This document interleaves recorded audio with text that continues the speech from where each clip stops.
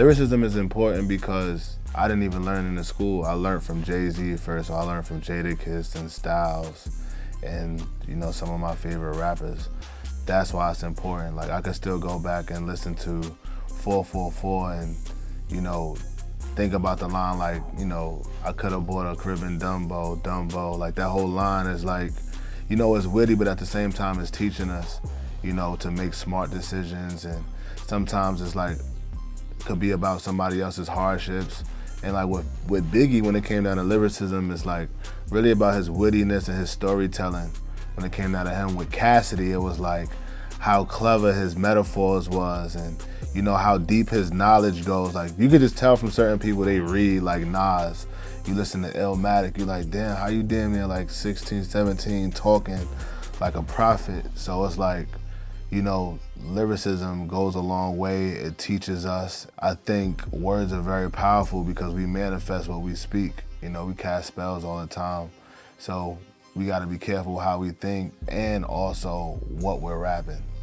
I feel like it's important for me to be a part of the cypher because I feel like not enough people make me a part of that conversation of lyrics and our artists having lyrics and substance in the lyrics. I've always been big on bars. Like, I used to just write nothing but bars. Like, before I could even write to instrumentals, I was just writing bars, like 100 bars in my rap book. Like, I didn't even know how to write hooks. I didn't know how to write girl songs. I was just writing bars and battling people. I grew up as a battle rapper. We would go to different neighborhoods and just do it for sport. It wasn't about no money. We was all broke.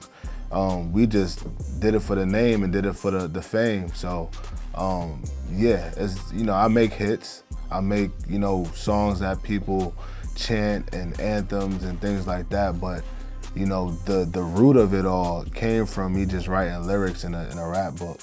So hip hop is like a religion for real. You know what I'm saying? Like, from all walks of life, which everybody can be a part of it. You know, hip hop, it makes peace. You know, music makes peace, but hip hop is just like this thing of ours where it's a cult, it's a culture.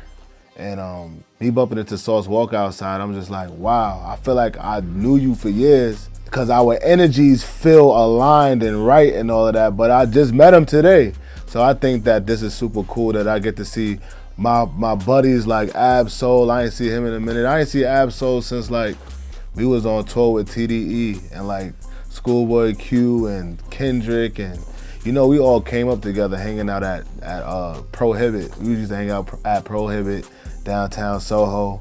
You know, we all came up together and, you know, everybody just started like growing in their own ways. And, you know, I'm so happy to see them do their thing, but it's just also dope to come back and just, you know, see each other and ask us about, you know, find out about the journey, like how the journey's been throughout your career, like how you handling things. Like, you know, this is a dope thing. It's a brotherhood. It's a culture because it's sisters in it too.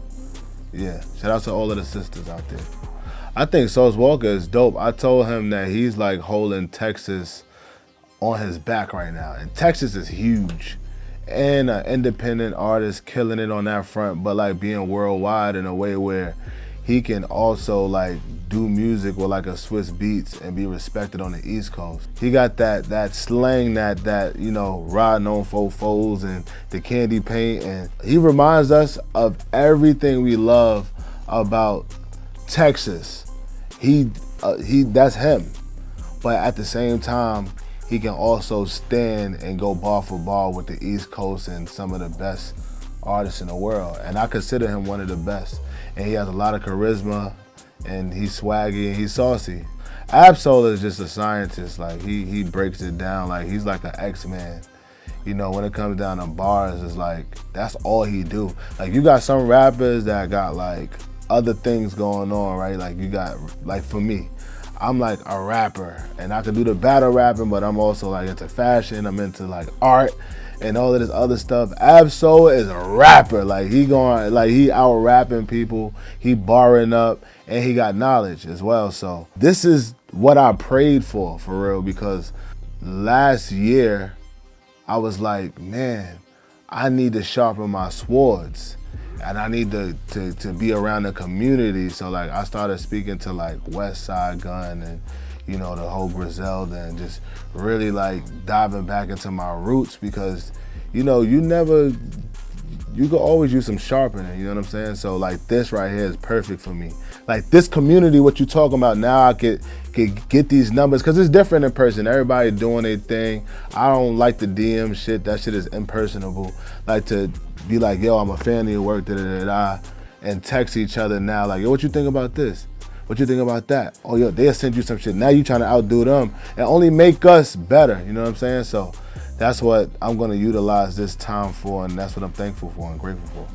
I think lyricism always matters. You know, even when you're a kid and you rapping, like whatever you rapping about means something to you. So like, you know, you might have got a brand new pair of Jordans or you got a girlfriend in junior high school or whatever the case. So whatever age you come into the game, whatever you're saying matters because it matters to your peers and it matters to me too. Like I'm listening to 41's album last night and I'm like, oh, okay, this is how they thinking. Parents should allow their kids to make the music, listen to the music so they can see what's on their mind. You know what I'm saying? What you into? Like, all of that. So it's just like, I think that it's all lyrical and it's all conscious. Like people think conscious is just, you know, rapping about the moon and the stars and, you know, enlightenment.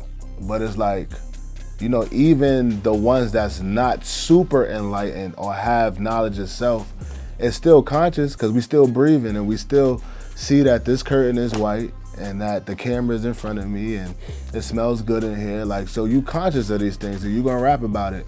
A bar that sticks out to me that I had rapped in my freestyle is when I say, I've been gone for 4 years and you still ain't make it hit. Busy getting paper trying to keep my uncle off the bricks. You know what I'm saying? Like, for those who got family in the streets, you understand what I'm saying. And it's like, you know, we gotta keep the hustle going because it's like, we're not turning back. This is life now. And just to be able to reflect and visit those moments when we didn't know how we was gonna do it, because I damn sure did not know how he was gonna come on tour with me, or how Marty Baller was gonna come on tour with me, and Tarzan. I'm damn near just living off per diems on Rocky and Drake and Kendrick tour. I'm trying to figure it out. Like I'm coming back to my mom's house and she like, this rap shit ain't working. This shit is not looking like it's working. What you doing? When you gonna get a job? And you know, I just stuck to my guns and I had to believe in myself. This is important for the culture to show camaraderie. Like we all from 3 different places. Sauce Walker is from Texas, Houston, Texas, to be clear. And you got Absol from the West Coast, LA. And you got me from Harlem, New York City. That's 3 different places. That's basically the world. That's like 3 major spots, you know, for music. So it's a lot of impact. I get a lot of love from Texas and LA. Us 3 doing this freestyle is important for the culture. 1, because it's XXL and it's legendary. And 2, like people get to see the camaraderie. The kids get to see it, the people get to see it, fans get to see it.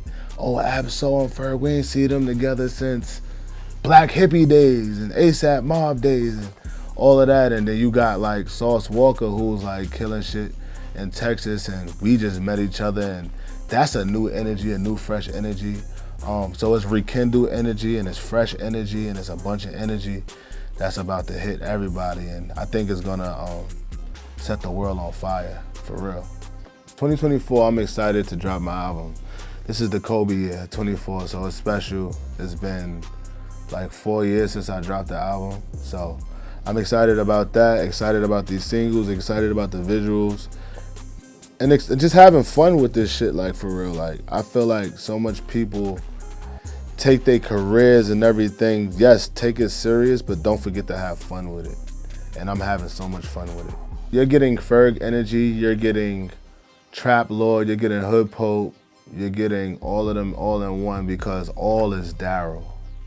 And that's the album name, which is my government name, is Darold. Yeah, it's gonna be exciting. That's the first time I actually said that too, like, so y'all got an exclusive.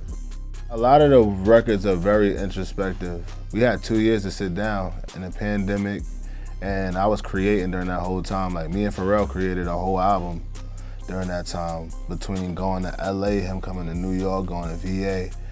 We created a large body of work, and then I also worked on my album. So yeah, it's a lot of reflective material. And then, like, when we came out of the pandemic, it was so much more to write about, because everybody was so excited to be out and living. So I had to live again. I had to put the pen down, live, and then be like, all right, let me sit down, let me meditate, let me fast, let me work out, let me get my mind together, talk to all of the pillars and giants in my life to figure things out, because it was a time of growth.